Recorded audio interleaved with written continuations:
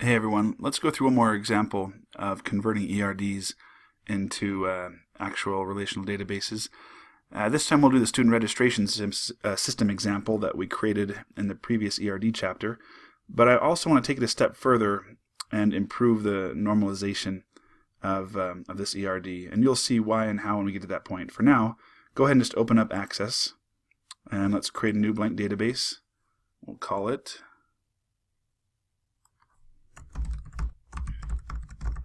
student registration, or honestly whatever you want. Looks like I've already done this one. Yes, replace it.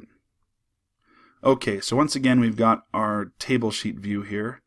Let's, since we don't have any data in that ERD, let's go ahead and start with student, course, and instructor, and we'll do section last. Okay, I'm going to switch to my design view. Student, fix that, rename. Yes, I get it, it's open, I can't touch it. Let's try that again. Rename, student. Alright. Design view, we'll call it student ID. Auto number's fine with me. Well, looks like we have it called student number here, but we don't want to use non-letters. Not a requirement of every database, but it is of some, so just to be on the safe side. I'll have fname, short text. We're not going to need 255 characters. Just make it something smaller. Lname, again, short text, something smaller. Okay, those are self-explanatory. What else do we have here? Standing. I think I was just throwing some attributes in there, but clearly we're going to need to keep track of probably something more than just their name, but for now, let's leave it as that, and I'm going to ignore standing. So, save the table now, yes, and I'm not going to put any data in there yet. I want to tie things together first. So let's go ahead and make our next table. We've got instructor and course. Now, in reality, for those of you who, I don't know if you're an expert already, I don't know why you'd be watching this, but for those of you who know a little something already about ERDs, you may be familiar with what we call higher level and lower level classes. Typically I'd have a person class or a person entity that represented the common attributes of instructor and student, but we're not going to get that deep for this class. That's beyond the scope of what we need to cover. So I'll have separate tables for instructor and student, kind of like we created before. Fname, short text, lname, short text. Let's see, anything else I want to keep track of for now? Looks like I called it employee. I'll leave it as instructor. That's fine. Okay, I'm going to save that. Close it. Let's make our course. Fields, design view. Course ID. We'll let that auto number. We're going to have a course name. I'm going to leave that one longer because some people like to have these big, huge, long names. No problem. Probably have something to do with credits. We'll make that a number. Now, credits. What type of number? Long integer. Integer means no decimal places. Does it need to be long? Exactly how many digits is long? Well, honestly, off the top of my head, I don't think I can tell you, but I'm pretty sure that we're not going to need more than just an integer, and perhaps even a byte, unless something is more than 10 credits. A byte represents one digit. We can probably get away with that for credits. I don't think we'll ever have a course that's more than 9 credits. If it was 10, obviously then we need 2 bytes and I couldn't use this. But let's leave it as that, bytes. Anything else? Nope, that's enough for now. Save it, yep, close it up. Now, lastly, we're going to need a section table. And I want to put data in this one. Is that the best way to teach you? Well, let's start by creating it. I want you to see that section is not perfectly normalized yet, that we can make an improvement on it. Let's start by creating it here.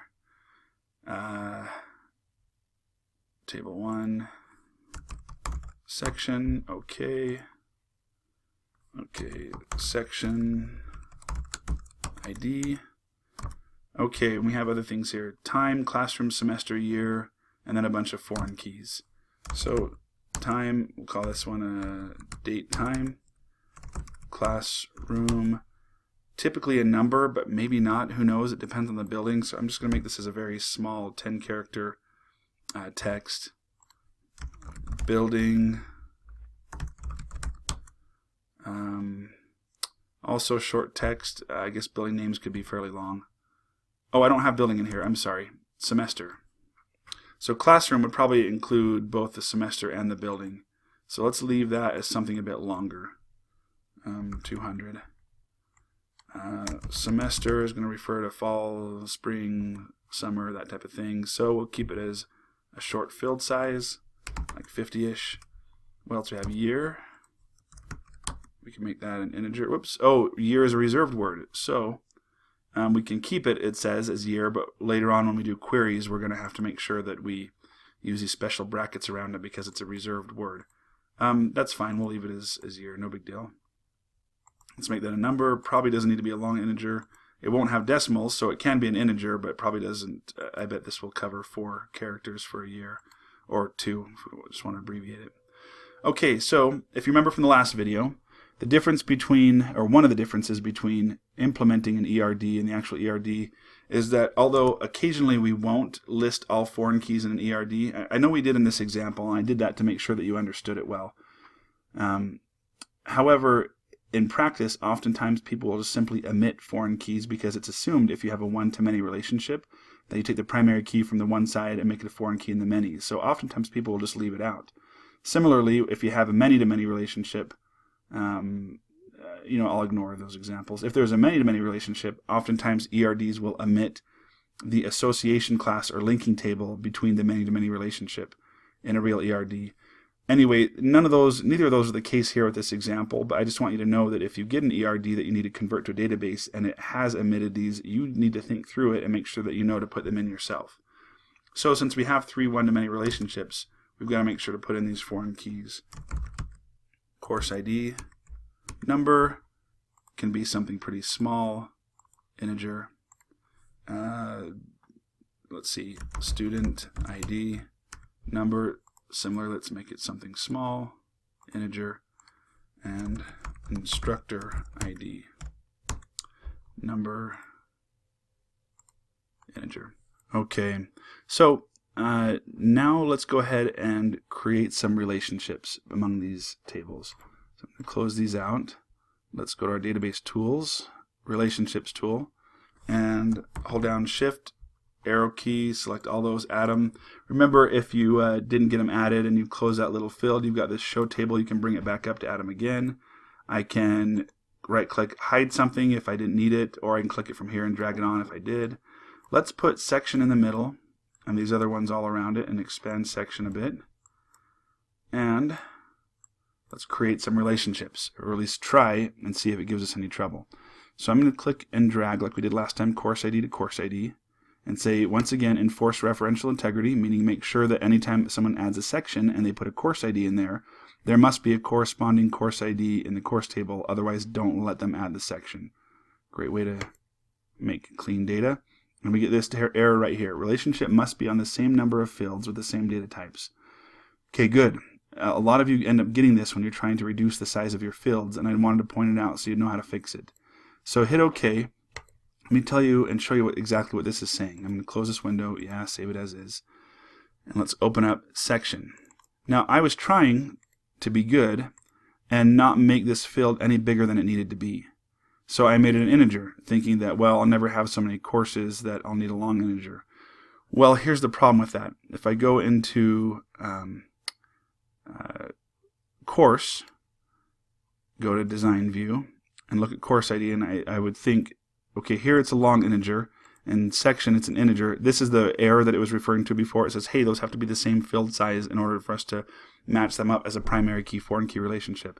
So I go into course and I say, no problem, let's make it oh shoot, it doesn't give me the option for anything but long integer.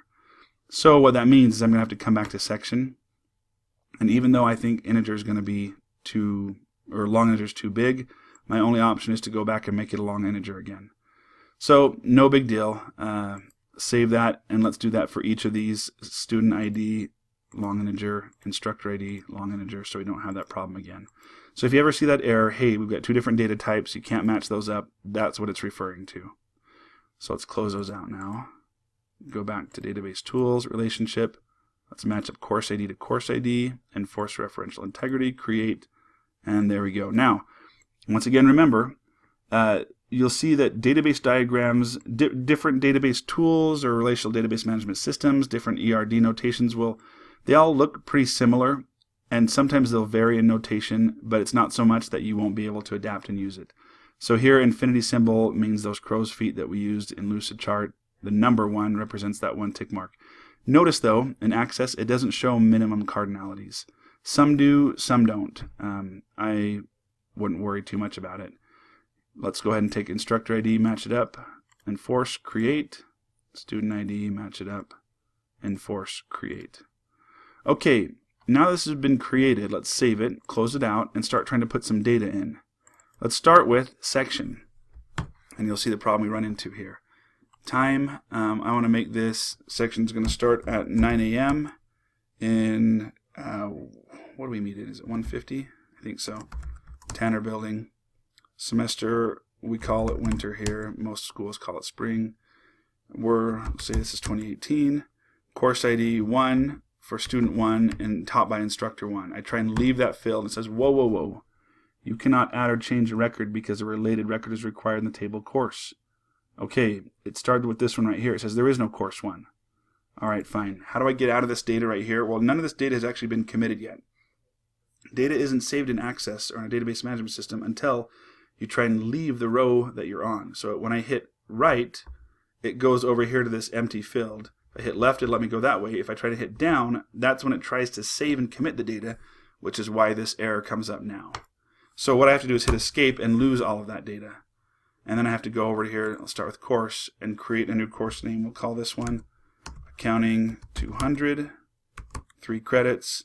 We've also got IS 201, 3 credits. What else are students required to take here? Sometimes, I don't think it's called marketing. Is it called management? Something like 240. I can't remember which one it is. And there's finance. Again, I don't remember what it's called. I'll call it 240. All right, so we've got a few courses. Now let's go to instructor and make a few instructors. We've got, of course, Homer. All right, let's go and add some students. We've got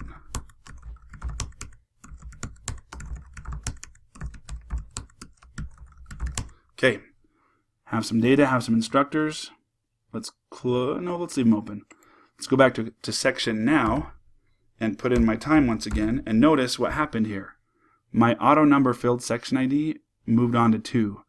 I started with 1 and it didn't even let me save the data, but Access, because it's going to be super careful to make sure that we don't get bad data, it says let's not even let you go back to 1 anymore. Let's go right on to section 2. Alright, no big deal. 150, Tanner Building, winter 2018. We're going to say this is Accounting 200, being taken by Bart, instructor is Homer. Alright, so what do we do though for Lisa, who also wants to take this class? Alright, same class, 9 a.m., 150, Tanner Building, winter 2018, also taking Accounting 200, but this is Lisa, also taught by Homer. What problem are we running into here? The data is storing fine, that's not a problem. But what potential problem are we creating? Well, the details of the section, including the time, the classroom, the semester, the year, are being repeated again and again and again. So that gives us the opportunity. What if someone says, no, Accounting 200 is now taught in 250? They come here, they make it 250, but they forget to change it for every student. That's a problem. So one feature of Access, normally I've committed the data after I leave a row. You notice that changed to 250. I hit Control-Z to undo. It will actually remember just the last 1 or 2 rows that you made changes to, and it will let you undo a couple of rows worth. Maybe just 1, I can't remember. Anyway, so that's why Command-Z worked right there. So what we need to do is fix this so that we don't have section information repeated again and again and again. All right, let's close these out and find a way to fix this. Now we're actually going to have to go back to database tools, And let's break some of these links. Well, maybe it won't make us. Let's not do that yet.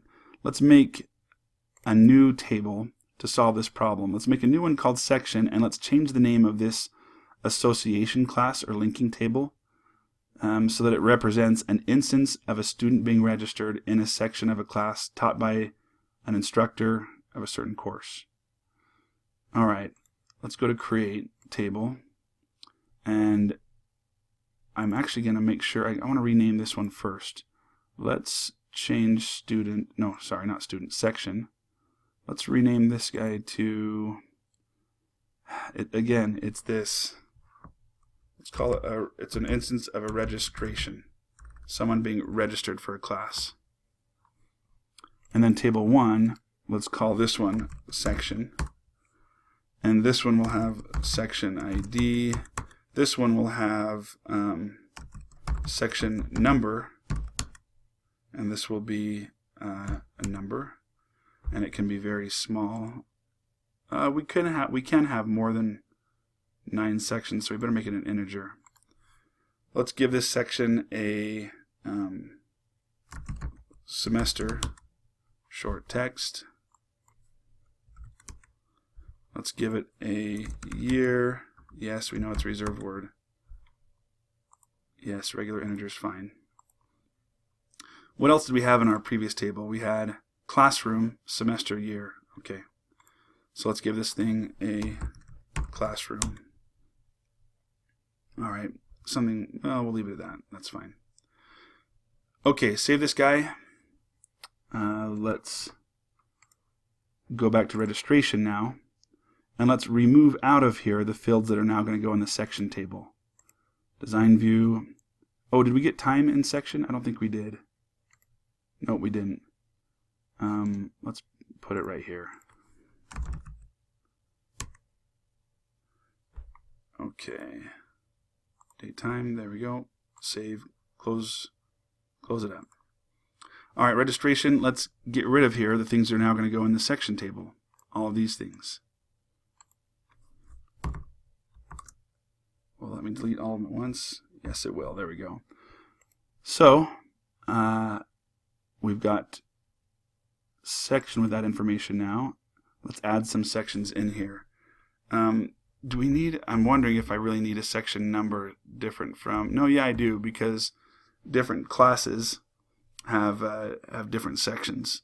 So this is a section of a class, or is it going to be all sections across all classes? So, for example, you could have accounting 200 at 9 a.m. on Monday, Wednesdays. We have section 1 of that, which I would put right here, 9 on Mondays, Wednesdays in winter semester of year 2018 in 150 Tanner Building. But we're also going to have section 1 of accounting 200. So how do I know, first of all, that this belongs to IS 201 or accounting 200? Well, let's go back to our ERD. We may do better to make section come off of class, instructor come off of, well, no, let's hold on to that one, and add a registration object or entity right here. Oh, no, don't do that. Command Z. Let me move this guy over a little bit. Let's pull this one right out here. Let's make registration. Okay. So I'm going to have section ID. Let's get rid of, can I just get rid of delete row? Yeah, I can. Nice.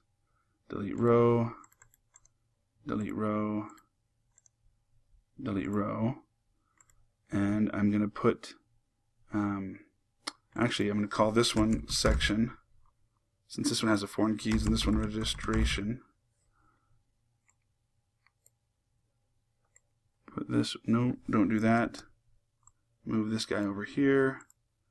Let's undo this one right here. Let's put section back here. All right, oops, there we go. I'm going to say section is going to have the primary key of section ID, section number, and then here's where I'm going to have my other things of time, classroom, semester, what was the other one? Time, semester, year, year. Year. Okay. And what I'm going to have here is a course can have many sections, which if I relate course to the section table, that means what do I have to put in the section table? Means I've got to put course ID in section. Now if I do that, that means that right here, I'm going to have a section assigned to a course. So section 1, if I add in course ID here, oops, there we go, section course ID number, save and switch. That means I'm going to say that section 1 at 9 a.m. in winter belongs to course 1, which in the course table refers to accounting 200. Okay, if accounting 200 has another section, I'm going to put section 2 here at 10:30 winter, same year. We could even do it in the same classroom because it's now at a different time. Also for course 1. Now what about IS 201? Well, I could say section 1 is at 9 a.m. winter 2018. It can't be in the same classroom because it's the same time as the other one, so I'm going to have to put this one in 250 Tanner Building. This is now course 2. So I am repeating section number multiple times, and normally I wouldn't like to do that.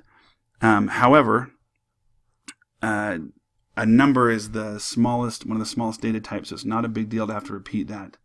So I'm going to keep all sections in here, separate time, 10:30, winter, 2018, whoops, enter new value, 2018. I can put this one in 250 Tanner Building because it's meeting at a different time, also section 2. So this is the data that will go in here. Each section in here will apply to one and only one course. All right, so back here I'm going to represent that by saying I now have, whoops, didn't mean to do that. I now have course ID here. This is a foreign key that matches up here. Looks like I forgot minimum cardinalities on this one. A course, will we create a course and never have a section of it? Possibly, if we haven't decided yet. So I'm going to put 0 to 1 there. A section will never be entered in this table unless it applies to a certain type of course. So I'm going to change that minimum cardinality to 1 to 1. Now I'm going to remove course ID from here and change it to section ID. Change this guy, refer it to registration ID, and say OK. Oops, I didn't mean PKI there, get rid of that. This primary key refers to section ID.